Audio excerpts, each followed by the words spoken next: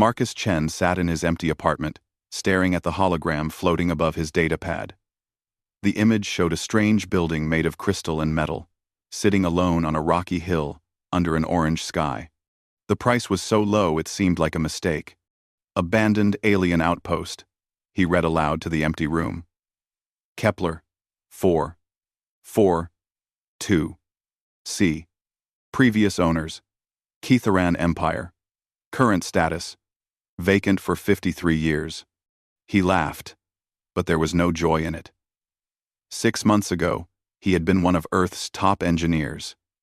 He had a wife he loved, a job that mattered, and a future that looked bright. Now he had nothing. The terraforming accident had taken Linda away from him, and the investigation had taken everything else. They said his safety protocols were too strict, too expensive. They said he slowed down progress.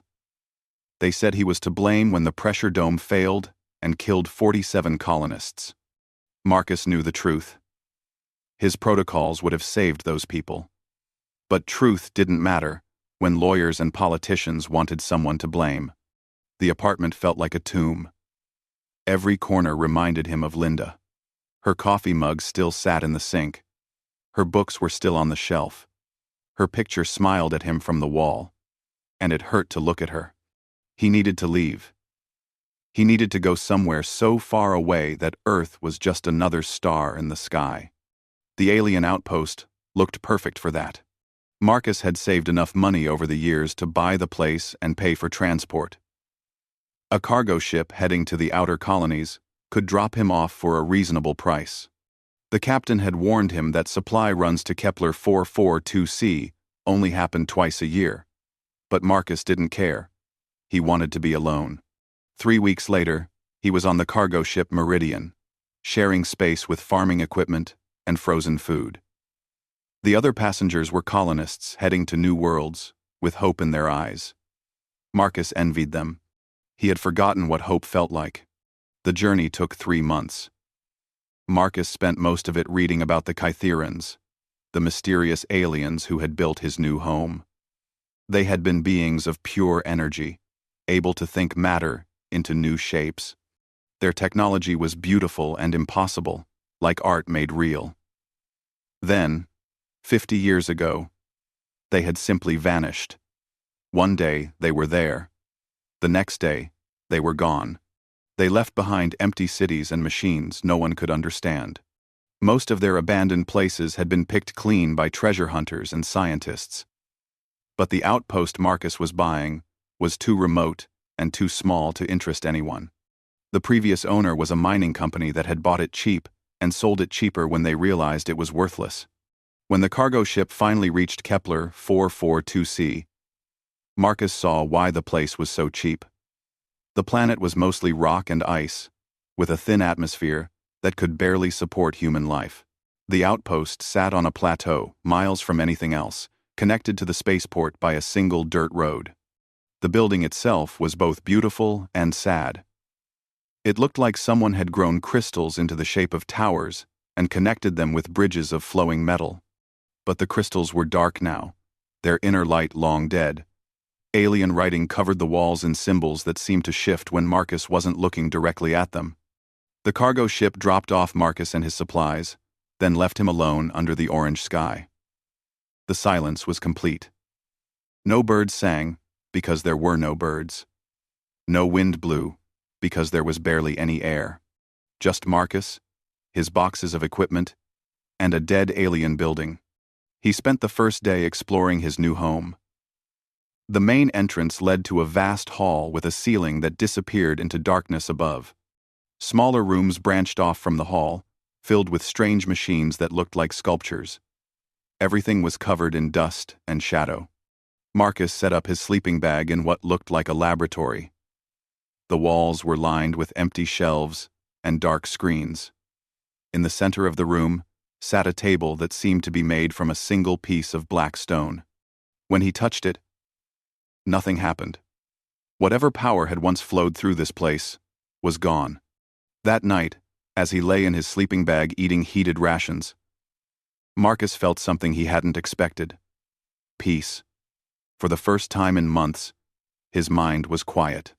The constant noise of guilt and anger had faded to a whisper. Maybe coming here had been the right choice after all. He pulled out his engineering tools and looked around the dark room. Tomorrow, he would start bringing this place back to life. Not the alien way, with energy and thought, but the human way, with wires and determination. As he drifted off to sleep, Marcus didn't notice the faint energy reading on his scanner, coming from somewhere deep beneath the outpost. He didn't see the brief flicker of light that passed through the walls, too quick to catch. And he didn't hear the whisper that seemed to come from the stones themselves, speaking words in a language he didn't know. But something in the depths of the outpost had noticed him. Something that had been waiting for 50 years for someone to come home. Marcus woke up to complete darkness. For a moment, he forgot where he was and reached for the light switch that should have been next to his bed. His hand found only empty air and cold stone. Then he remembered. He was on an alien world, in an alien building, starting a life he had never planned. The first week was harder than he expected. The outpost had no power, no heat, and no working systems. Marcus had brought enough supplies to last 6 months, but he needed to get the basics working before winter came.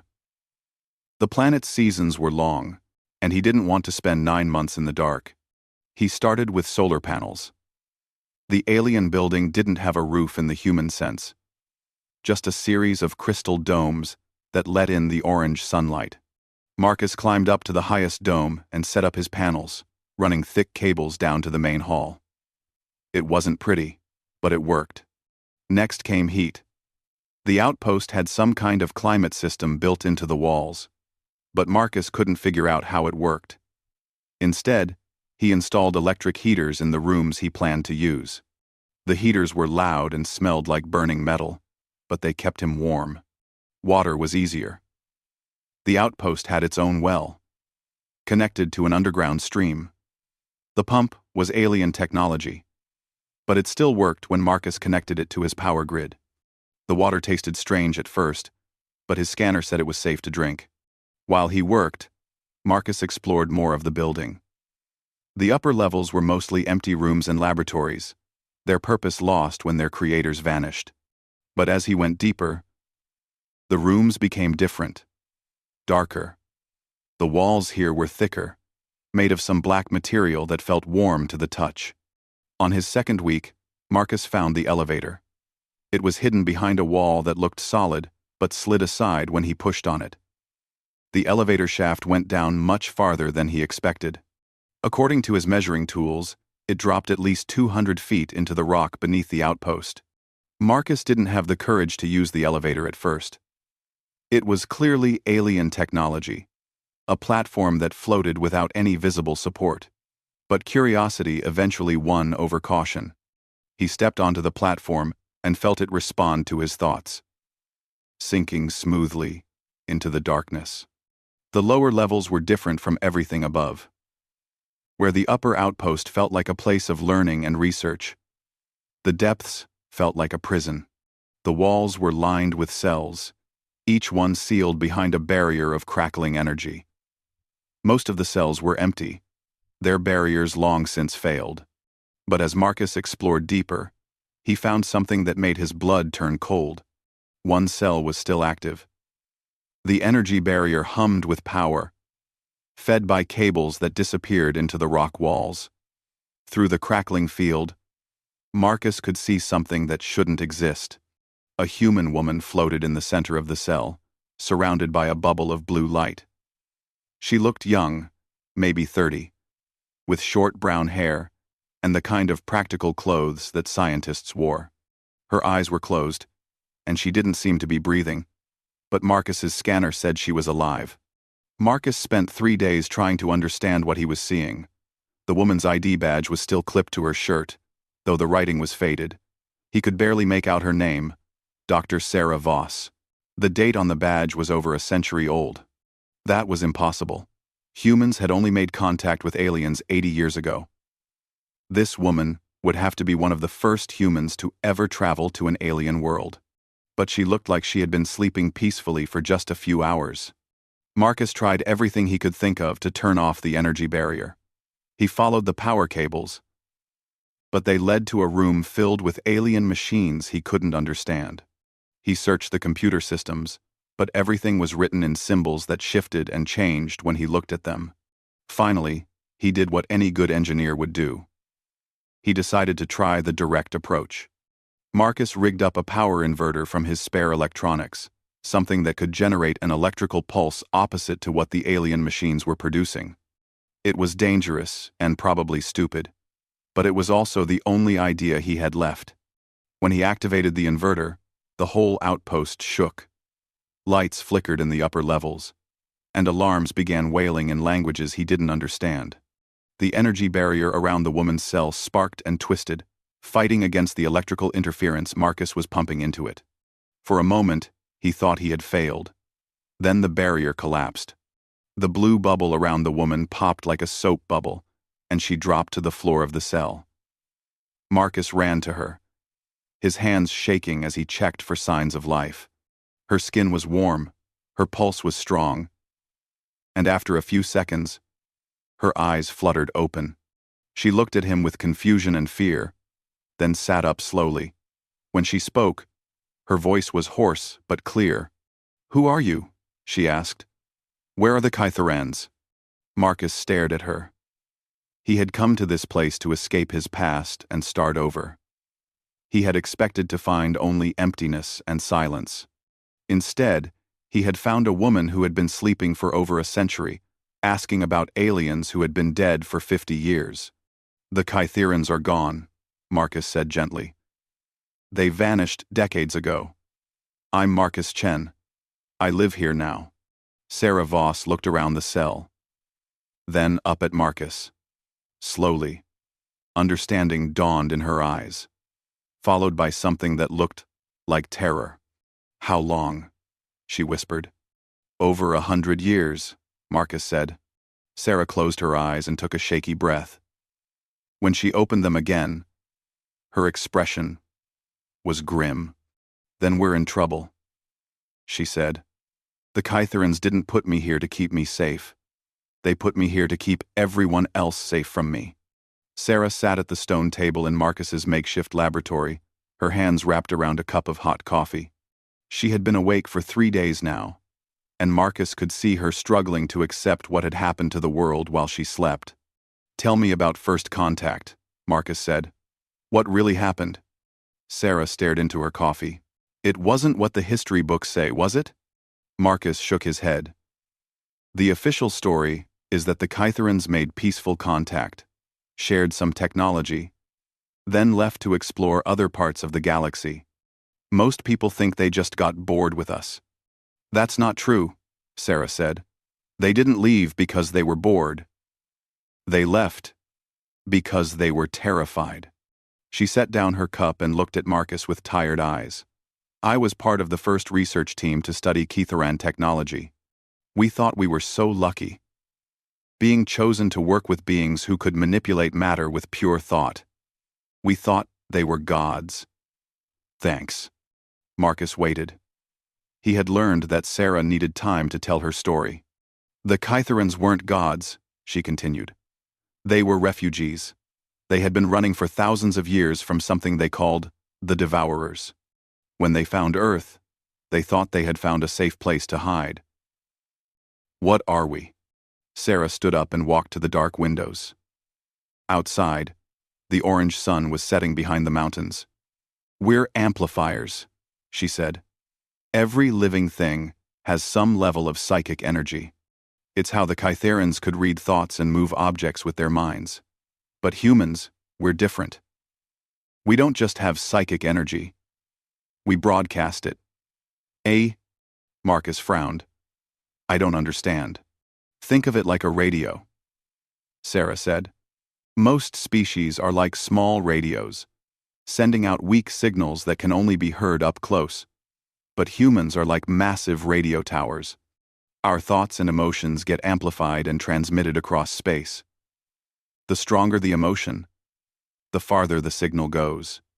"That sounds useful." Sarah turned back to him, and her face was pale. "It would be. If we were the only ones listening. But we're not. The Devourers hunt by following psychic signals. They feed on the mental energy of living beings, draining entire worlds until nothing is left but empty shells. The stronger the signal, the easier it is for them to find you. Marcus felt cold despite the heater running in the corner. And humans. Humans are like a beacon in the darkness, Sarah said. When we started expanding into space, building colonies and cities full of people, our psychic signature became visible from thousands of light years away. The Kytherans tried to warn Earth's government, but nobody believed them. How could they explain that humanity was calling monsters from the dark? So what did they do? Sarah walked back to the table and picked up her coffee, though her hands were shaking too much to drink it. They made a choice. The Kytherans had technology that could hide psychic signatures, like a blanket that muffled radio signals. But using it on the scale needed to hide all of humanity would require them to sacrifice themselves. Marcus stared at her. They died to save us? Worse than died, Sarah said quietly. They gave up their physical forms and spread their consciousness across the galaxy, becoming part of the technology that hides humanity's signal. Every Kytheron who ever lived became a small part of a massive network designed to keep the Devourers from finding us. The laboratory fell silent except for the hum of Marcus's electric heater. He tried to process what Sarah was telling him.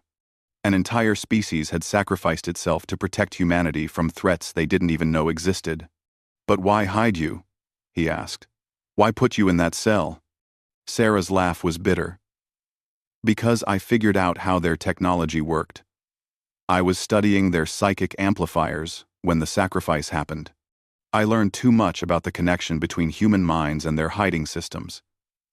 The Kytherans were afraid that if I shared that knowledge, humans might accidentally undo everything they died for. Marcus thought about the weeks he had spent restoring power to the Outpost. He had been proud of his work, connecting human technology to alien systems. But now, he realized what he might have done. My electrical systems, he said slowly. They're interfering with the Kytheran technology, aren't they? Sarah nodded. Your power grid is creating electromagnetic pulses that disrupt their psychic dampeners. Every time you turn on a light or run your heater, you're poking holes in the blanket that's been keeping humanity hidden. Marcus stood up so fast his chair fell over. I have to shut it down. I have to turn off the power. It's too late, Sarah said. The damage is already done. Once the Devourers detect even the smallest leak in humanity's psychic signature, they'll know where to look. They're probably already on their way. Marcus ran his hands through his hair. He had come here to escape from causing one disaster, only to accidentally cause another one. How long do we have? I don't know. It depends on how far away they were when they detected us. Could be months, could be years, but they will come. Marcus looked around his laboratory. At the alien machines and human equipment sitting side by side. Then, we need to fix this. There has to be a way to repair the damage. Sarah shook her head. The Kytherans spent thousands of years developing their hiding technology. What makes you think two humans can fix what an entire civilization created? Marcus smiled for the first time since waking Sarah up. It wasn't a happy smile, but it was determined. Because we're not Kytherans. We think differently. You said it yourself, we're amplifiers. Maybe instead of trying to hide our signal, we need to change what we're broadcasting. Sarah stared at him. That's insane. Maybe, Marcus said. But I've learned that sometimes the insane solutions are the only ones that work. He walked to the computers that lined the laboratory walls. Most of them were dead, but a few were connected to his power grid. You understand their technology. I understand human engineering. If we work together, you want to reprogram technology that's been running for 50 years, Sarah said. Technology that's keeping every human alive. I want to save humanity, Marcus said. The Kytherans tried to solve the problem by hiding us. But humans don't hide from our problems. We face them head on. Sarah was quiet for a long time. Then she stood up and joined him at the computers. This is either the bravest thing anyone has ever tried, or the stupidest. Marcus began pulling up schematics on the screen. Marcus hadn't slept in 36 hours. His eyes burned as he stared at the alien symbols scrolling across the computer screen, trying to match them with the human code he was writing. Next to him, Sarah worked at another terminal, her fingers dancing over controls that had been dark for decades. "The interference is getting worse," she said, without looking up from her work. "I'm reading psychic static from at least 12 different sectors. The Ketheran network is breaking down faster than we expected." Marcus rubbed his eyes and took another sip of coffee. The cup was his 6th today, and his hands were shaking from more than just exhaustion. "How much time do we have?" "I don't know, but I'm getting reports from the deep space monitoring stations." Sarah pulled up a holographic display that showed the galaxy as a series of colored dots. Several of the dots were blinking red. "Ships are moving. Things that shouldn't be moving. Ships are moving. Ships are moving." Marcus stood up and walked to the display. The red dots were scattered across the galaxy, but they were all heading in the same direction, toward human space. "Those are the Devourers?" "Scout ships," Sarah said. "The main fleet will be much larger. They're probably still sleeping in the dark between galaxies, waiting for the scouts to confirm the signal." Marcus watched the red dots creep closer to the green ones that marked human colonies. Some of those colonies had millions of people.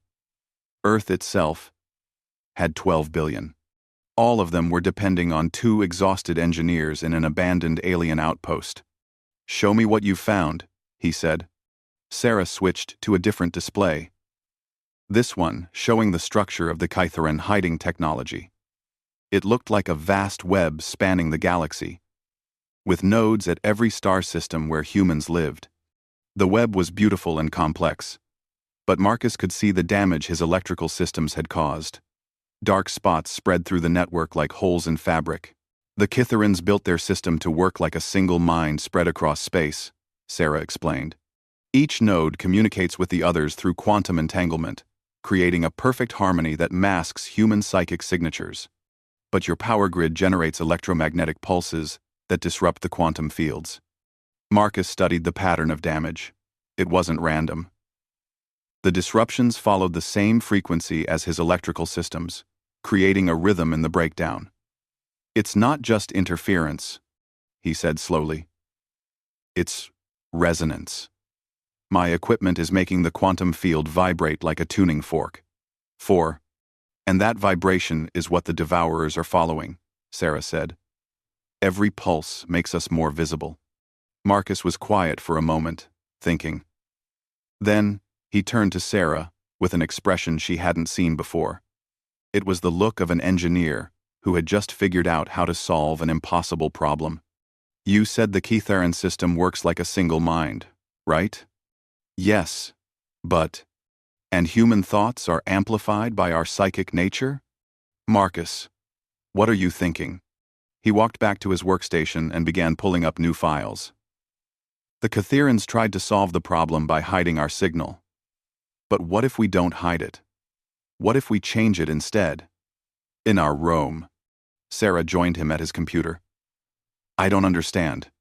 "Look at this," Marcus said, pointing to the waveform analysis of human psychic signatures. "Human thoughts don't just broadcast randomly. They have patterns.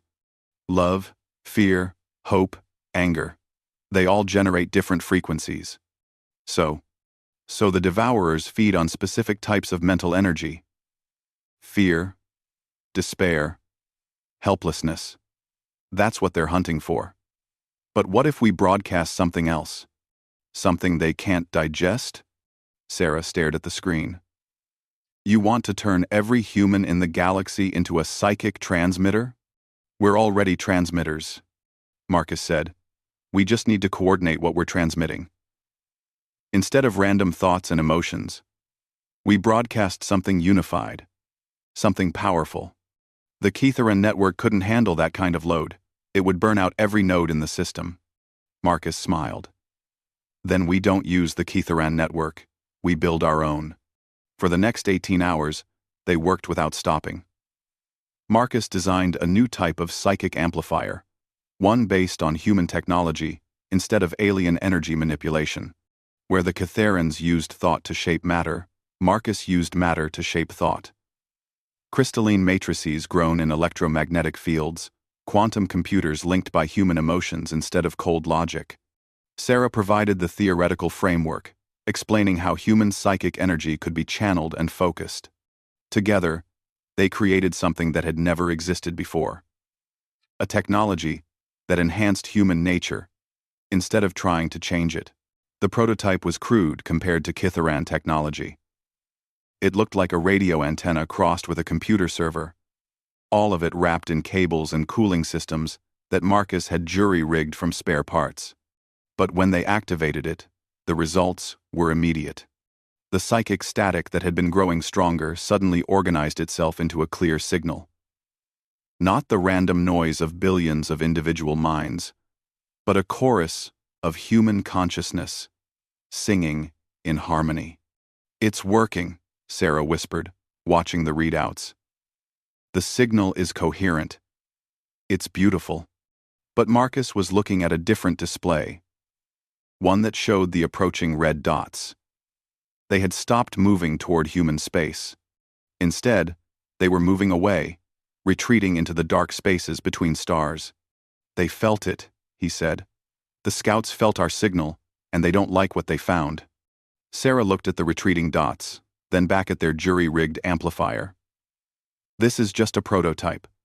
To cover all of human space, we'd need thousands of these devices. Maybe hundreds of thousands." Marcus was already working on the next stage of the design. "Then, we'd better get started. How long until the next supply ship arrives?" 4 months. "Not soon enough. We need to get word to Earth now. We need them to start building these devices and installing them at every human colony." Sarah activated the Outpost's communication system, something she had been afraid to use while the Kitharan network was compromised. Now, with their new amplifier running, the risk was worth it. "This is Dr. Sarah Voss, calling Earth Command," she said into the microphone. "Priority Alpha message. Humanity is under imminent threat from hostile aliens. We have a solution, but we need immediate cooperation from every human world." The response came back 12 hours later, delayed by the vast distance to Earth. The voice was official and skeptical. "Dr. Voss, our records show you were declared dead over a century ago. Please explain your status and the nature of this alleged threat." Sarah looked at Marcus. They had expected this reaction. Who would believe that a woman from the past and an exiled engineer had discovered a threat that no one else had seen? "Send them the data," Marcus said. "Send them everything. The psychic readings, the scout ship movements, the technical specifications for our amplifier. Let the evidence speak for itself." As Sarah transmitted their findings to Earth, Marcus looked out at the alien landscape surrounding their outpost.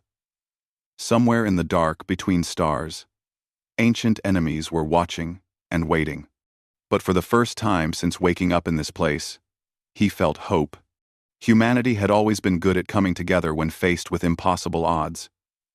Now, they just needed to do it one more time, on a scale larger than anyone had ever imagined. 6 months later, Marcus stood in the communication center of what was no longer an abandoned outpost. Banks of human-built computers lined the walls, their screens showing data feeds from across the galaxy. Sarah worked at the central console, coordinating with engineers and scientists on hundreds of human worlds. "Colony ship Endeavour reports their amplifier is online," she called out. "That's the last of the Outer Rim settlements. We now have full coverage." Marcus watched the galaxy map update as the final node came online. Green lights now marked every human world, connected by streams of data that pulsed like a living nervous system. It had taken 6 months of frantic construction, but they had done it. Every human colony now had its own psychic amplifier, all of them linked into a single network. "Signal strength is at maximum," reported Dr. Kim from the Soul Node. We're reading clear psychic harmonics from Earth to the frontier worlds. Emotional resonance is stable, added Captain Torres from the Mars orbital platform. Fear levels are down, hope and determination are up. The population is responding well to the network. Sarah looked at Marcus. This is it. Once we activate the full network, there's no going back. Every devourer in the galaxy will know exactly where we are. Marcus nodded. They had discussed this moment many times over the past months. The old Kitharan system had hidden humanity by making them invisible. The new human system would protect humanity by making them impossible to ignore. All stations, this is Kepler Base, Sarah announced into her microphone. Prepare for network activation on my mark. Remember, this isn't just about survival. This is about showing the galaxy what humans can do when we work together. Marcus activated the final sequence on his console. Across human space, thousands of amplifiers began resonating in perfect harmony. The psychic signature of humanity, instead of being a chaotic noise, became a symphony. The effect was immediate. On Earth, people stopped what they were doing as they felt a connection to every other human in the galaxy. Loneliness disappeared. Fear faded. For the first time in human history, every person could feel that they were part of something larger than themselves. Devourer fleet detected, came a tense voice from the deep space monitoring station. Massive ships dropping out of hyperspace at the edge of the Centauri system. They're heading straight for us. Marcus felt his stomach clench. But the fear was manageable now. The network carried the courage and determination of 12 billion humans, giving strength to anyone who needed it. Let them come, Sarah said quietly. We're ready. The Devourer ships were unlike anything humans had ever seen. They were living vessels, grown rather than built, with hulls that pulsed like beating hearts. They moved through space like predators, seeking out psychic energy the way sharks hunted for blood in the water. The lead ship reached the edge of human space and began to feed. But instead of the fear and despair it expected to find, it encountered something impossible. Human minds linked by love and hope, broadcasting emotions that were toxic to creatures that fed on suffering. First contact ship is retreating, reported the monitoring station. They tried to feed and got sick instead. They're actually running away. More Devourer ships arrived, drawn by reports from their scouts. Each one tried to feed on human psychic energy, and each one discovered the same thing. Humans didn't just broadcast random emotions. They chose what to feel. And they chose to feel things that made them stronger. Together. The largest Devourer ship, ancient and powerful beyond measure, positioned itself near Earth's moon. Instead of trying to feed, it sent out a psychic message that every human could understand. Why do you not fear us? The message asked. We have consumed 1,000 worlds. We have fed on the terror of entire civilizations. Why do you sing when you should scream? The answer came not from any single human, but from all of them at once. 12 billion voices speaking as one through the network Marcus and Sarah had built. We fear, humanity replied. But we choose not to let fear control us. We have known loss and pain and sorrow. But we have also known love and hope and the joy of standing together when darkness comes. You feed on what makes us weak. But what makes us weak also makes us strong. The ancient Devourer ship was silent for a long time. When it finally responded, its message was different. Confused. You are not like the others. The other worlds welcomed us. They wanted us to take their pain away. You offer us pain as a gift, but it is pain chosen freely. We cannot digest choice. We cannot feed on willing sacrifice. Then feed on something else, humanity responded. Feed on our joy. Feed on our wonder at the universe. Feed on our determination to protect the innocent and our hope for tomorrow. These things we offer freely, because they grow stronger when shared. What happened next would be remembered for generations. The Devourer ships, instead of attacking, began to change. The psychic network that linked humanity extended to the alien vessels, offering them something they had never experienced before. The chance to create instead of consume. The chance to build instead of destroy. Not all the Devourers accepted the offer. Some fled back to the dark spaces between galaxies, unable to comprehend what they had found. But others stayed, their ship bodies slowly transforming from predators into something new. "This is impossible," Dr. Kim reported from Seoul. "The Devourers that stayed are changing at the cellular level. They're becoming something we've never seen before." Marcus watched the transformation on his screens. The living ships were growing new structures, extending bridges toward the human colonies. They were trying to communicate, not through threats and hunger, but through curiosity and wonder. "They want to learn," Sarah said, amazement in her voice. "They want to know how we do what we do, how we choose hope over fear, love over hatred. The galaxy would never be the same." Word of humanity's victory spread to every inhabited world, carried by traders and explorers who had witnessed the impossible. Humans had not just survived an encounter with the Devourers, they had tamed them. Other species began to visit human worlds, not to conquer or trade, but to learn. They wanted to understand how humans had turned their greatest weakness into their greatest strength, how they had built a network based on emotion instead of logic, on choice instead of programming. Marcus and Sarah became the most famous humans in the galaxy, but they chose to stay on their remote outpost.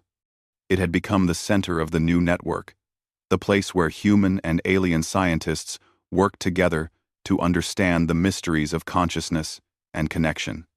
"Do you ever regret coming here?" Sarah asked one evening, as they watched the sunset through the crystal windows. Marcus thought about his journey to this place. He had come here broken and alone, seeking only to escape his past. Instead, he had found a future he never could have imagined. "No," he said finally. "I came here thinking I was running away from everything.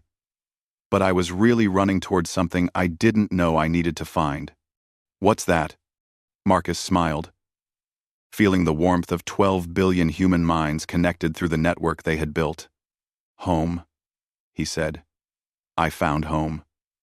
Outside their window, the first Devourer ship to transform was learning to sing human songs, its vast voice joining the chorus that now echoed across the galaxy. And in the depths of space, other ancient threats heard that song and chose to listen instead of attack. Humanity had not just survived. They had shown the universe a new way to live.